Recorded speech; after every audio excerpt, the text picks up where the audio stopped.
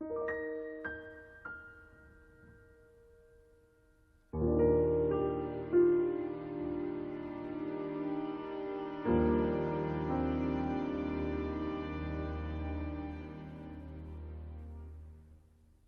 you heard about Xenoblade from Super Smash Bros., Operation Rainfall, or a certain somebody's Let's Play, there's no denying that Xenoblade Chronicles is a masterpiece.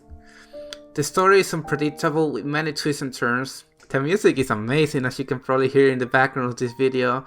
The characters are well developed, and Ricky. I mean, who doesn't love Ricky, right? I'm your host for today, Lightsaga, and to celebrate the coming release of Xenoblade Chronicles Definitive Edition for Nintendo Switch, we'll be discussing the development history of Xenoblade Chronicles. The history of Xenoblade can be traced all the way back to the PlayStation era.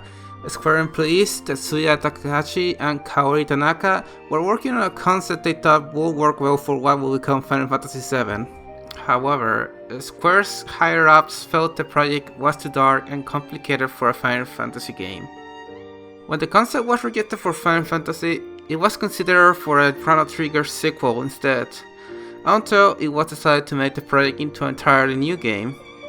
This game will go on to become Xenogears. You are probably wondering, what does this have to do with Xenoblade Chronicles? Well, despite Xenogears' first half being widely beloved, its second half suffered from severe budget issues that kept the team from releasing their full version of Xenogears. A similar situation will happen for Xenogears' spiritual successor, Xenosaga. Xenosaga was released across an episodic trilogy, but was originally planned to feature 6 episodes. The story was reduced by half due to the slow sales of early episodes, which had a very negative effect on the development team. Hoping to restore the company's morale, Tetsuya Takahashi set out to prepare a new project. In June 2006, Takahashi came out with the concept of living beings living on the bodies of deceased gods, which became the basis for the Bionis and the Beconis. The story itself was something he came up with while riding on a train. Nothing in particular sparked the idea, but instead was several smaller ideas coming together. After working together with his staff on figuring out the poses the gods will be standing in, Monolith Soft had their clear idea for what the game's world will become. During the early stages, the project was being developed under the name MONADO, the beginning of the world. However, late Nintendo President Satoru Iwata insisted the name should be changed to involve the word Xeno in honor to Tetsuya Takahashi's earlier work. The word Xeno means unique and different nature, while Blade being an important figure for the game's story. And with that, Xenoblade Chronicles was born.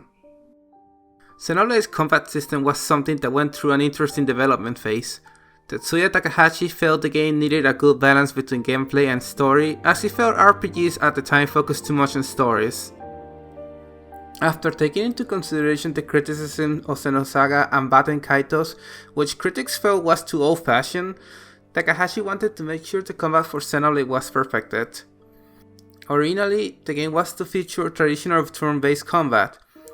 However, Takahashi felt this wouldn't work well with Shulk's ability to see the future, so the combat was changed to a real-time system. Takahashi also felt that a smooth transition between exploration and combat was also very important, which is why random encounters were not in the game. Another thing that RPGs at the time influenced was the necessity to make Shulk a likable protagonist. Rather than make Shulk a silent hero, the developers felt it was important to give him strong interactions with the other party members. This focus on making Shulk likable will eventually lead to the inclusion of heart-to-hearts. The game's affinity system was also added in to help the world feel more alive. A common problem gamers had with RPGs was that NPCs served nothing else but to give players tutorials and to fill up towns. By adding an affinity system to the world, players felt more connected to the people of this world. Xenoblade is well known for its amazing soundtrack, which was composed by many of the same musicians who work on Kingdom Hearts and Chrono Trigger. The game is also well known for its massive amount of content and exploration.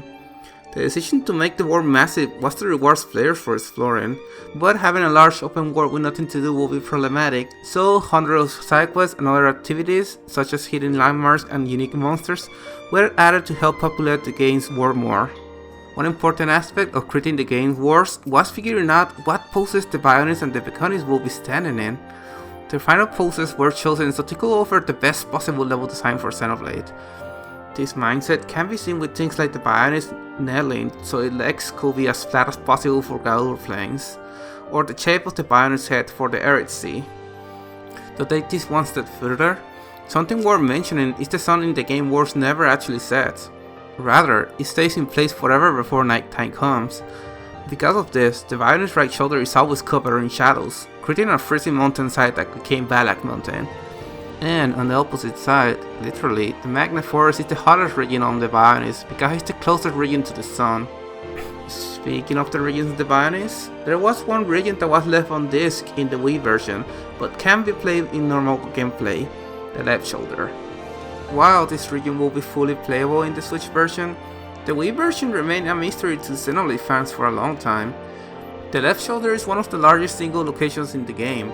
It features massive hills, a series of caves like Tepra Caves, a town with buildings designs unique to this region, and even treasure chest designs that are not used anywhere else in the game. Which begs the question, what was this region for and why was it cut? Well, it's safe to say that the game's massive world meant it likely went over budget and over time during development. So this region was most likely unused in the final game due to it not being very important to the story. That being said, the left shoulder can still be seen during some in-game cutscenes, notably the game's ending. Why was it left over? In game development, removing large chunks of files in the game's code can lead to several programming issues and bugs everywhere else in the game.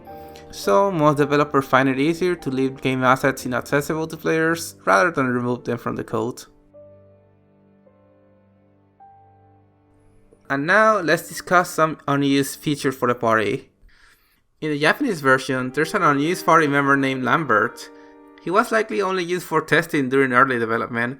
All of his animations will be shown on screen. There's also plenty of unused audio tracks in the game's files related to the party. We won't play them all in this video, but we have a link where you can listen to them all in the video description below. In this first batch of unused audio, these lines of dialogue would have been spoken if someone else in your party died. But considering how vocal the combat already was, it makes sense why this were scrapped. No way! Dunban! Shulk! No! Shulk! You can't die! MUMKHAR and DICKSON have unused dialogue for if they activated a chain attack. The party gauge is disabled during the game's first battle, so they go unused.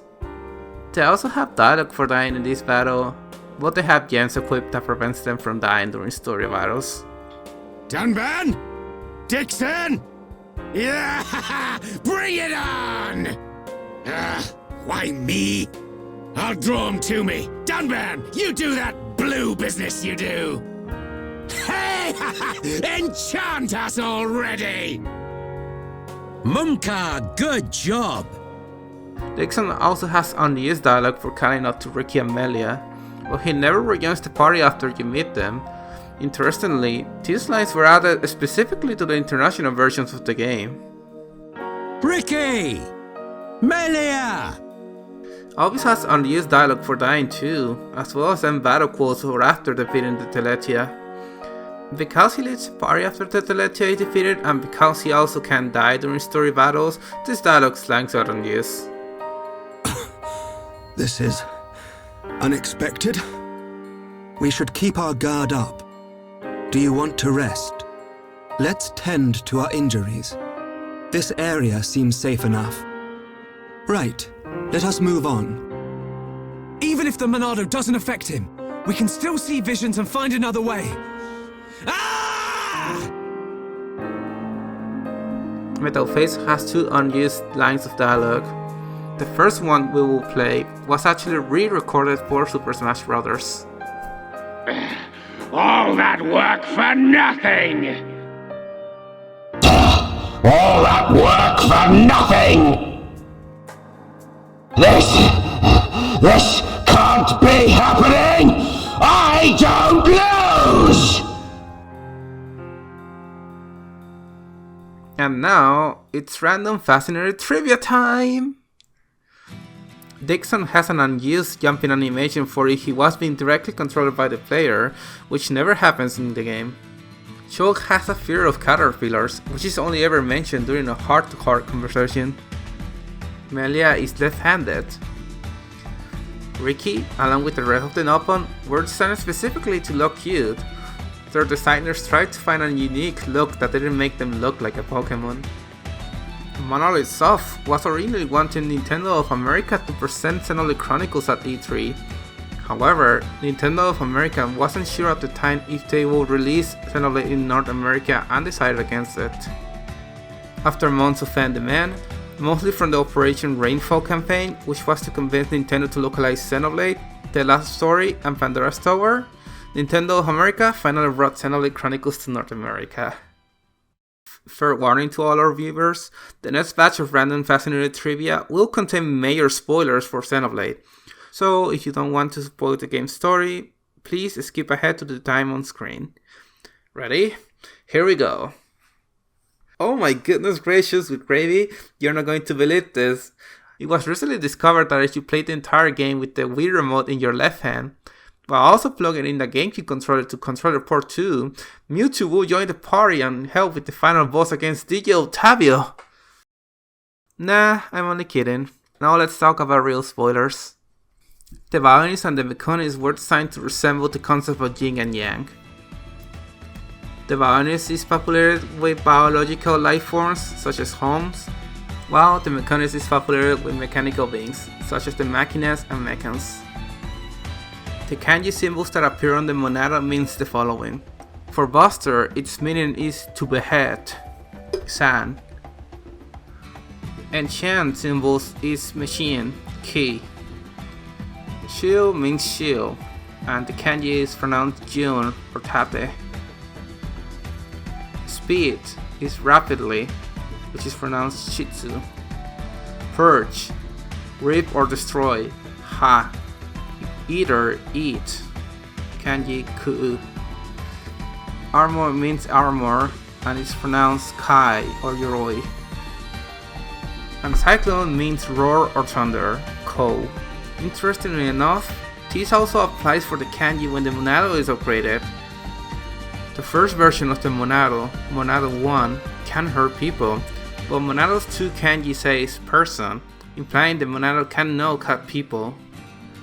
And when the true MONADO is unlocked, it reads God, meaning the MONADO can destroy gods. While Shulk's Buster, Shield, and Speed arts in Super Smash Bros. Do original from Xenoblade, his Jump and Smash arts were made up for Smash. Finally, let's discuss the face mechans.